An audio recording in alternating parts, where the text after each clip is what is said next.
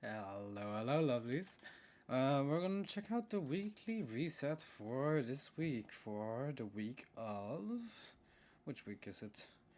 Week 19, 5th of May till 11th of May.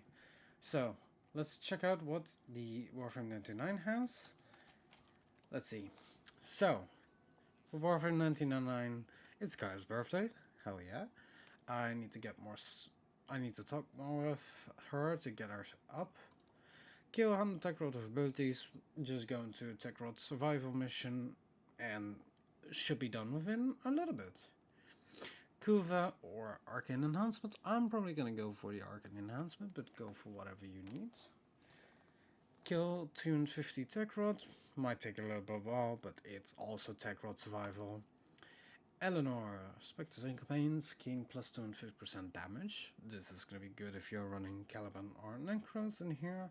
I'll probably get that since I run Necros a lot. AoE, increase ability strength plus 25, is a nice one overall. And Quincy, increase magazine capacity by 25%. Not bad, not bad. So, that's that. Then the last one, we get a double 2 Arcanes or 2 on Phosphor. I'm gonna go for the Phosphor, go for whichever one you prefer. Kill 500 enemies. This is gonna be one that takes a lot more time, but it's a pretty good one. You get a Riven melee Arcane adapter when you complete that. I probably am gonna go for the Riven, because melee Arcane adapters are easy to get. Then, it's Letty's birthday. Go for if you want the chemistry, or probably how I'm gonna do is just skip it. Kill 50 enemies with melee weapons, also easy, just go into survival. A resource drop source booster or Arcane Catalyst blueprint. I'm most likely gonna go for the Catalyst because they're harder to get than a resource booster, and I can use them, so. I mean, critical melee hits have a chance to increase attack move speed by 5% for 10 seconds. That's a pretty nice one. Should Half-Orcs pick them up, Half-Orcs have 25% to duplicate when picked up, and AoE magnetic status effects also pull in enemies within 1 meter per stack. I'm probably gonna go for Emir, choose whichever one you prefer. And the final one, destroy 1 tanks, so just do the assassination, easy. You get a Topaz Archon Shard or 2 Arcanes. I'm gonna go for the Topaz Archon Shard. Kill 300 enemies with abilities, might be a bit more rough, but it's doable. Also going to survival. Oh, it's Minerva's birthday. That's gonna be nice. I need chemistry with her anyways. So, when you do that, you get KUVA or you get a Forma blueprint. I'm most likely gonna go for Forma, but blueprint could also KUVA, I don't know. Then you get Spectres Campaigns, gain another 250%. Oh, nice. The only thing here that changed is that Quincy adds 25% gas status chance. So you can get up to 500% damage from them. Gotcha. Alright. While we're here, let's check out what Kaya has in my ETA. So I'm not gonna go over this a lot, but Titanium Mirage Wukong, nice. Higasa, probably gonna go Higasa, Dual Toxist again, and Amanata. This is gonna be okay run. Fractured Armor, that's not that bad. Ammo Deficit is also not bad. Duration of negative status effects triples, that can be rough. It's doable, but it is really rough. Give 1 puncture status effect every time you take damage. It seems these ones they're not bad this week. Exterminate. Consequences of opening a supply cache are active from the start and will intensify once it is opened. Failure to open a supply cache doubles the kill count required to finish the mission, so get the cache, or else you're just taking longer. Bolt, when your enemies deal minus 15 damage and take damage. So they're faster and they attack faster, but they do less damage. That's okay. Attack rod enemies refuse to everyone take damage for time. They explode when killed. Exterminate, pretty easy this week. The entire region deals toxic damage over them, increasing the longer players remain. Allies within gain fire rate. Tech rod minus mass. This also seems good. assassination reinforcement will arrive during the fight. First Squadron, then Tech Rod. Where enemies join ranks with Squadron and Tech Rod. When killed, Squadron troops drop artillery beaks at some bombardment. It seems that this week's Temporal Archimedea is real easy. And we can get these again, of course. I'm actually gonna buy them in advance, because I already have some big chips from last time. Okay, so that's that complete. Let's go check out EDA for this week. Oh, while I'm here, actually, let me check Nightwave Challenges for this week. Kill enemies, complete missions, kill Xmas, free one capture Solaris, kill Exploiter Orb, complete Authority, mobile defense.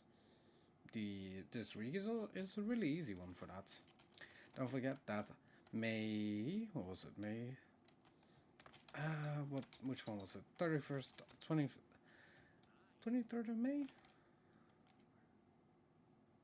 No, May 21st is when it ends, so get your stuff while you can. This week's Archon Hunt is an Azure Archon Shard, mobile defense showdown. Pretty easy, doable. So yeah, not too bad.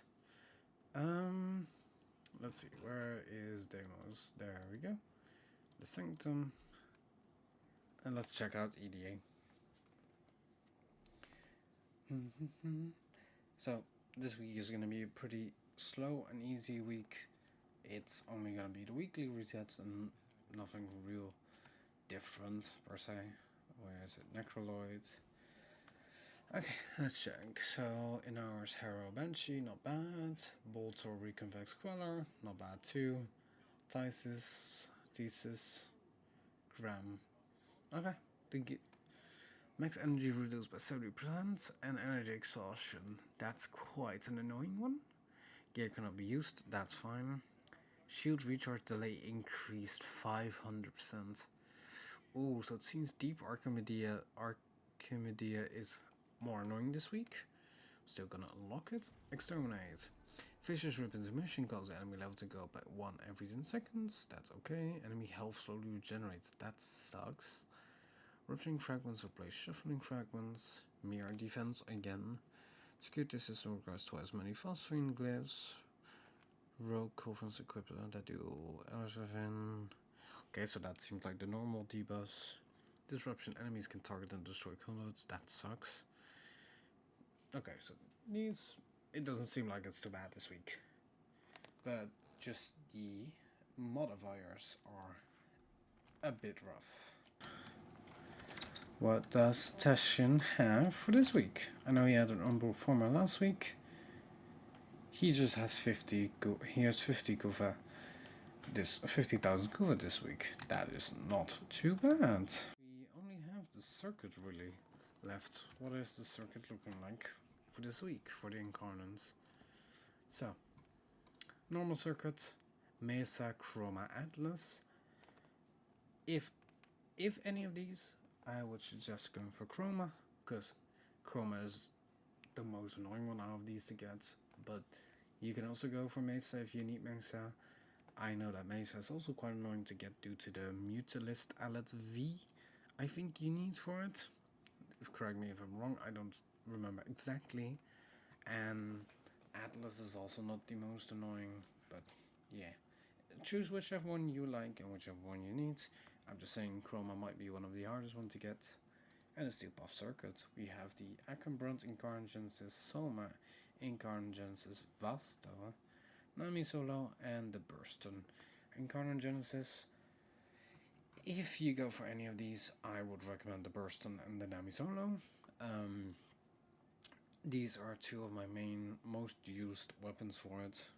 I haven't tested these yet, but I just know that the NAMI Solo and Burston are some of the greatest Incarnons there are. Especially the NAMI Solo is a really good one, and the Burston is also really good.